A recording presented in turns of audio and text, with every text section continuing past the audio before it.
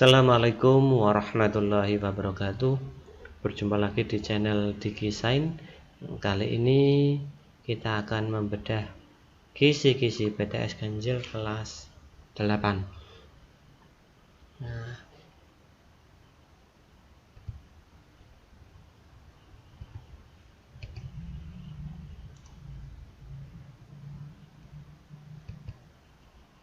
yang pertama, kisi-kisi yang pertama adalah disajikan beberapa pernyataan mengenai tulang.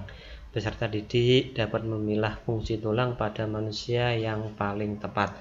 Jadi untuk kisi-kisi soal yang pertama tadi itu adalah kalian akan belajar tentang fungsi tulang. Nah, fungsi tulang itu ada 4 macam, yaitu memberi bentuk tubuh sebagai alat gerak aktif, tempat melekatnya otot, dan juga yang terakhir melindungi organ-organ tubuh. Untuk kisi-kisi seperti ini Pak Diki membuatkan soal seperti ini contohnya. Perhatikan pernyataan berikut. Yang pertama ada 5 pernyataan. Kalian nanti disuruh untuk memilih pernyataan mana yang paling tepat. Dari keempat pernyataan di atas, yang merupakan fungsi tulang adalah, nanti kalian disuruh memilih fungsi tulang yang paling benar. Kita lanjut yang kedua. Soal yang kedua yaitu peserta didik dapat menyebutkan tulang-tulang penyusun tubuh manusia. Jadi kalian disuruh menyebutkan tulang-tulang penyusun tubuh manusia. Dari kisi-kisi itu kelompok tulang penyusun tubuh manusia itu ada 3 macam, yaitu tulang tengkorak, tulang badan, dan tulang anggota gerak.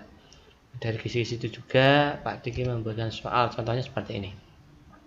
Kelompok tulang yang menyusun tubuh manusia itu adalah yang mana? Nah, seperti tadi ya. Nah, yang sudah sebelum soal ini tadi sudah dijelaskan Pak Diki. Untuk kisi-kisi yang nomor 3, disajikan gambar rangka manusia. Peserta didik dapat menyebutkan bagian tulang yang ditunjuk dalam gambar. Jadi menurut kisi-kisi nomor 3 ini, di dalam soal nanti ada gambarnya. Nah, jadi ada gambarnya.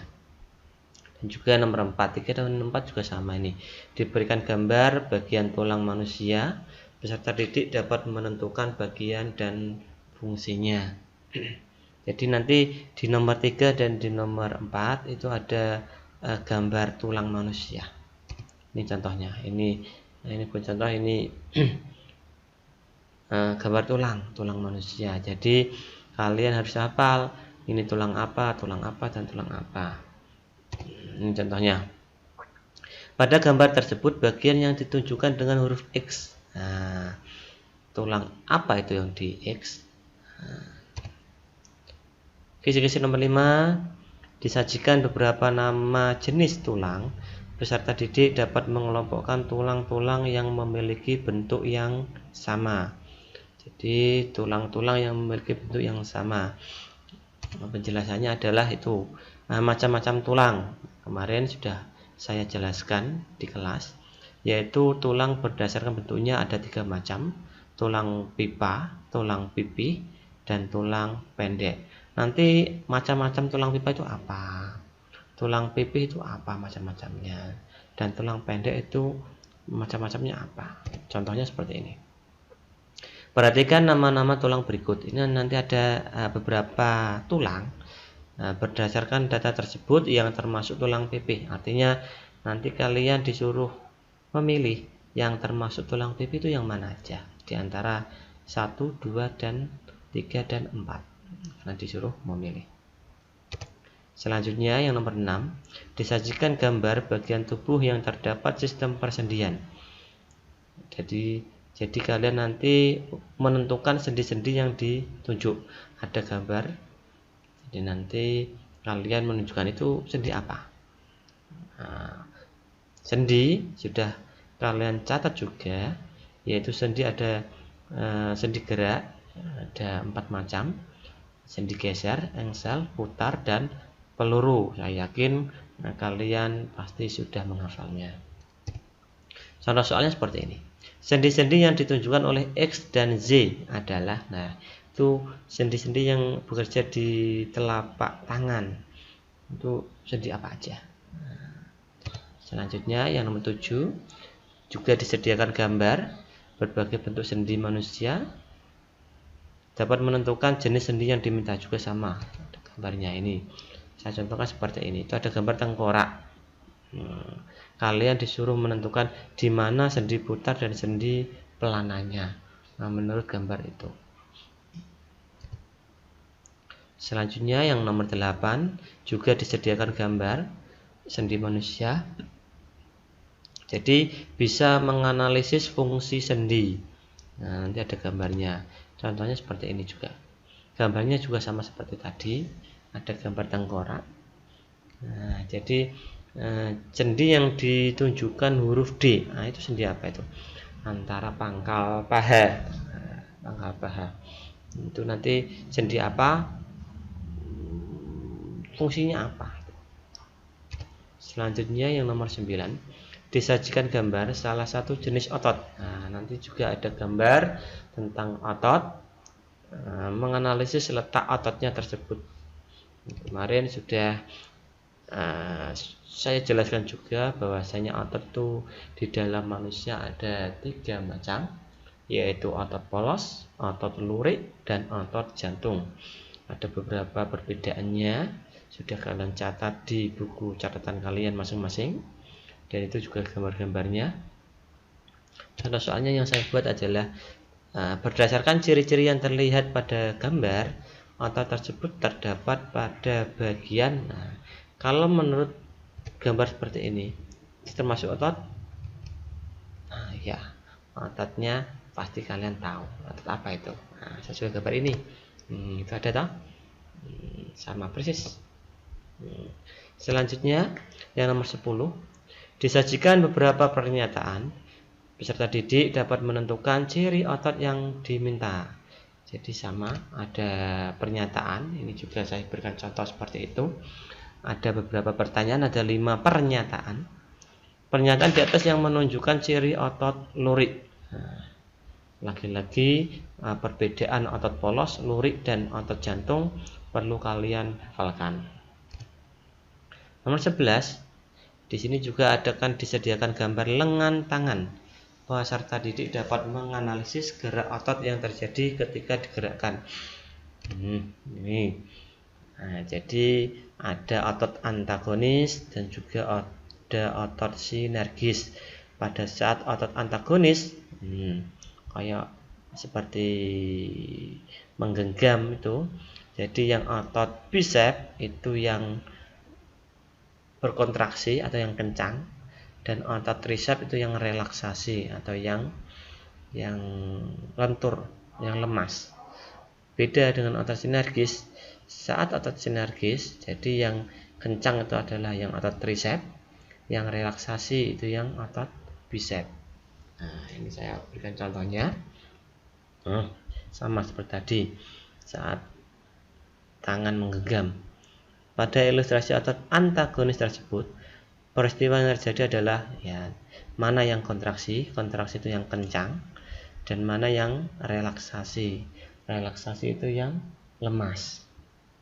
Nah, selanjutnya nomor 12, peserta didik dapat menentukan kerja otot pada gerakan tangan.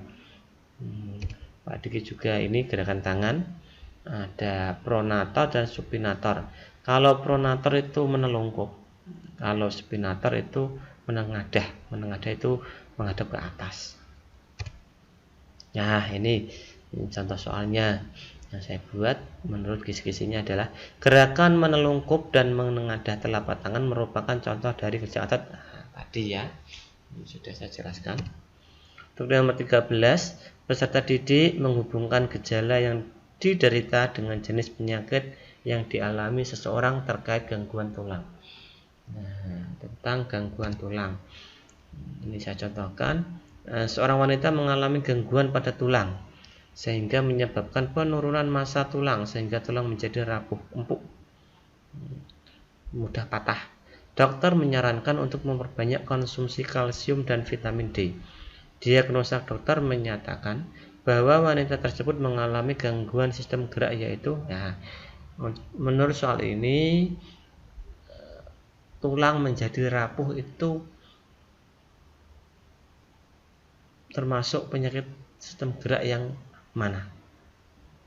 Itu ya. Selanjutnya yang nomor 14. Di sini juga disediakan beberapa pernyataan. Peserta didik dapat mengelompokkan upaya-upaya untuk menjaga kesehatan sistem gerak. Saya berikan contoh seperti ini. Ada beberapa pernyataan. Nanti kalian disuruh memilih yang bukan upaya menjaga kesehatan sistem gerak. Jadi yang bukan. Selanjutnya yang nomor 15. Peserta didik dapat mengetahui sistem gerak pada tumbuhan. Contohnya seperti ini contohnya. Sel-sel batang yang tidak terkena sinar lebih pendek dari sel-sel batang yang terkena sinar sehingga membengkok. Hal tersebut merupakan gerak karena cahaya. Di buku catatan kalian sudah ada gerak karena cahaya, itu yang mana? Selanjutnya yang nomor 16, disediakan beberapa pernyataan. Peserta didik dapat menentukan pernyataan yang tergolong pada salah satu jenis gerak tumbuhan. Contohnya adalah seperti itu.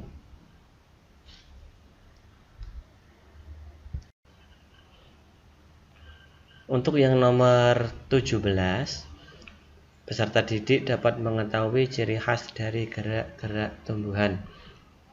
Contohnya seperti ini.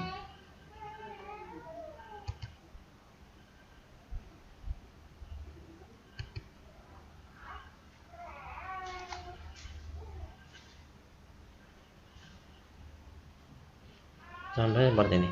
Gerak nasti berbeda dengan gerak tropisme. Sebab gerak nasti, itu artinya perbedaan gerak nasti dan gerak tropisme. Untuk gerak nasti itu yang bagaimana? Selanjutnya, program nomor 18. Peserta didik dapat menentukan jenis gerak yang terjadi pada suatu peristiwa yang dialami tumbuhan tertentu. Contohnya seperti ini. Membengkoknya ujung batang pada peristiwa fototropisme karena ingat, fototropisme, foto itu adalah cahaya. Mana yang berkaitan dengan cahaya. Selanjutnya yang nomor 19, peserta didik dapat menjelaskan cara kerja gerakan hewan air. Cara kerjanya. Ini contohnya. Pada saat di dalam air, ikan memanfaatkan bentuk tubuhnya yang unik agar dapat berenang. Salah satu contohnya yaitu yang mana dari keempat pilihan tersebut yang berkaitan dengan memanfaatkan bentuk tubuhnya untuk berenang. Yang terakhir untuk pilihan ganda, untuk kisi-kisi nomor 20, disediakan beberapa pernyataan. Peserta didik dapat mengidentifikasi pernyataan yang sesuai dengan gerakan hewan yang paling tepat. Contohnya soal seperti ini. Nanti ada beberapa pernyataan dan contohnya seperti ini. Berdasarkan pernyataan-pernyataan di atas yang mendukung ikan untuk melakukan berbagai gerakan di dalam air adalah pernyataan nomor. Jadi kalian disuruh memilih di antara 4 pernyataan ini yang paling benar tentang ikan melakukan gerakan di dalam air. Yang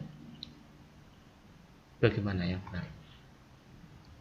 Untuk soal isian itu ada 5 soal nanti menurut kisi-kisi. Yang pertama, peserta didik dapat menentukan beberapa jenis sendi yang terlibat pada sebuah gerakan. Cara soalnya seperti ini. Pada saat kamu berjalan, beberapa sendi bekerja menghasilkan gerakan. Jelaskan sendi-sendi yang bekerja pada saat proses perjalanan. Tadi sama seperti yang diskusi ya. Yang kedua, peserta didik dapat mengelompokkan perbedaan otot-otot pada manusia. Jadi kalian disuruh mengelompokkan perbedaan otot-otot pada manusia. Perlu kalian ketahui bahwasanya otot itu ada 3 macam tadi, otot polos, otot lurik, dan otot jantung. Nah, kalian harus menyebutkan atau mengelompokkan perbedaannya. Tadi yang di nomor berapa tadi yang di bilangan ganda sudah saya jelaskan. Yang nomor 3, disediakan gambar pendukung. Peserta didik dapat menjelaskan dampak negatif yang dapat timbul dari kebiasaan yang ada di gambar jika dilakukan terus menerus. Jadi dampak negatifnya contohnya seperti ini. Nah, ini kalau ada orang yang membaca sambil membungkuk, dampak negatifnya apa? Nah, itu nanti kalian jelaskan. Itu berkaitan dengan tulang ya, ini ya. Selanjutnya yang nomor 4, peserta didik dapat menentukan jenis-jenis gerak tumbuhan berdasarkan dari arah datangnya rangsangan. Jadi ini saya berikan contoh seperti ini. Sebutkan macam-macam gerak tropisme dan berilah contohnya masing-masing. Jadi paling tidak ini kalian harus menyebutkan minimal 3 kalau ada contoh-contoh soal seperti ini ya. Kalau ada kata sebutkan itu kalian harus menyebutkan minimal 3. Dan di sini disuruh memberikan contohnya. Jadi ada contohnya.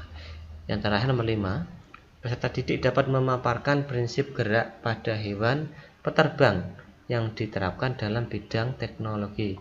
Kalau bahasa peterbang pasti nanti berkaitan dengan burung. Contohnya seperti ini. Jelaskan bagaimana prinsip dari cara burung terbang. Yang prinsip tersebut juga diterapkan pula pada pesawat terbang, khususnya pada pesawat terbang bersayap bentuk airfoil. Jadi airfoil itu artinya memiliki sayap ya, sayap. Jadi prinsip burung itu bisa terbang, itu bagaimana? Adakah gaya tekan ke atas? Adakah gaya tekan ke bawah? Nah, itu sudah pernah Pak Diki jelaskan. Nah, terkait seperti itu.